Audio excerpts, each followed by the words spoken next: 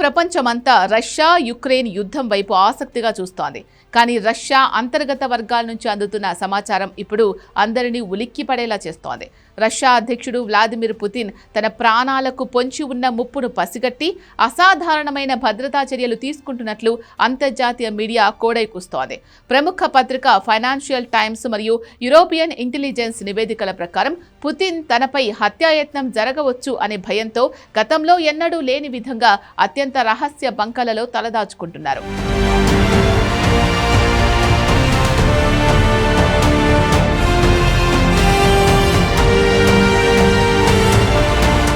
గతేడాది క్రెమ్లిన్లోని ఆయన నివాసంపై జరిగిన డ్రోన్ దాడులు పుతిన్ను మానసికంగా తీవ్రంగా ప్రభావితం చేశాయని, అందుకే ఆయన తన కదలికలను పూర్తిగా రహస్యంగా ఉంచుతున్నట్లు తెలుస్తోంది.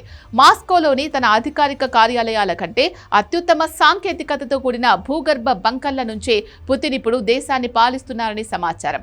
యుక్రెయిన్ యుద్ధానికి సంబంధించిన కీలక నిర్ణయాలు, సైనిక కదలికలు మరియు క్షిపణి దాడుల ఆదేశాలన్నీ కూడా ఈ రహస్య స్థావరాల నుంచే జారీ అవుతున్నాయి. కేవలం శత్రు దేశాల దాడులే కాకుండా రష్యా లోపల పెరుగుతున్న అసంతృప్తి, సొంత సైన్యంలో గానీ లేదా రాజకీయ వర్గాల్లో గానీ ఎవరైనా తిరుగుబాటు చేసి తనను హతమారుస్తారేమో అన్న అనుమానం పుతిన్ను వేధిస్తున్నట్లు నిపుణులు విశ్లేషిస్తున్నారు. ఈ నేపథ్యంలోనే ఆయన తన వ్యక్తిగత భద్రతా సిబ్బందిని అమాంతం పెంచడమే కాకుండా తన ఆహారం నుండి తాగే నీటి వరకు ప్రతి విషయంలోనూ గట్టి నిఘా ఉంచినట్లు వార్తలు వస్తున్నాయి.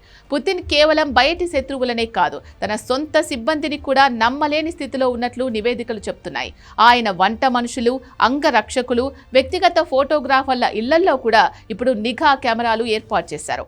వీరంతా బహిరంగ రవాణా వ్యవస్థలను అంటే బస్సులు, రైళ్లు ఉపయోగించకూడదని, అలాగే పుతిన్ సమీపంలో ఉన్నప్పుడు ఇంటర్నెట్ సౌకర్యం ఉన్న ఫోన్లు వాడకూడదని కఠిన నిబంధనలు విధించారు. ఇటీవల మాస్కోలో తరచూ ఇంటర్నెట్ సేవలు నిలిచిపోవడానికి ప్రధాన కారణం పుతిన్ భద్రతే అని తెలుస్తోంది. పుతిన్ ఒక ప్రాంతం నుంచి మరొక ప్రాంతానికి వెళ్లేటప్పుడు ఆయనను ఎలక్ట్రానిక్ పద్ధతిలో ఎవరూ ట్రాక్ చేయకుండా ఉండేందుకు ఆ ప్రాంతాల్లో మొబైల్ సిగ్నల్స్ మరియు ఇంటర్నెట్ను జామ్ చేస్తున్నట్లు సమాచారం. పుతిన్ ఇప్పుడు విమానాల కంటే ఎక్కువగా తన సొంత సీక్రెట్ ఆర్మర్డ్ ట్రైన్లో ప్రయాణించడానికి మొగ్గు చూపుతున్నారు. విమానాలను రాడార్ల ద్వారా సులభంగా ట్రాక్ చేయొచ్చు.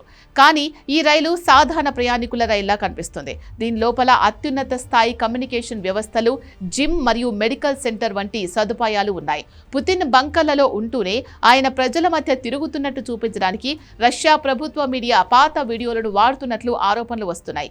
ఆయన ఢిల్లీ పర్యటనలో లేదా ఇతర బహిరంగ సమావేశాల్లో ఉన్నట్లు వచ్చే దృశ్యాలు కొన్ని వారాల క్రితమే చిత్రీకరించినవని నిపుణులు భావిస్తున్నారు.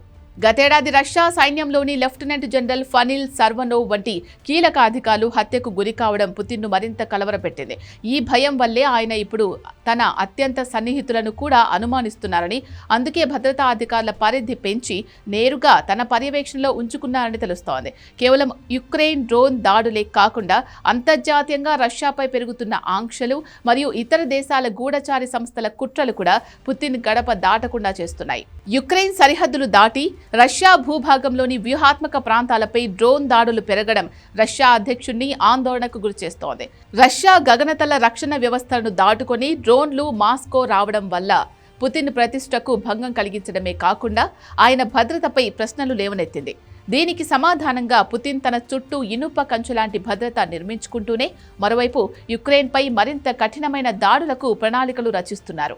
తాను సురక్షితంగా ఉంటేనే రష్యా విజయం సాధ్యమని నమ్మే పుతిన్ ఈ బంకర్ల పాలన ద్వారా తన అధికారాన్ని సుస్థిరం చేసుకోవాలని చూస్తున్నారు.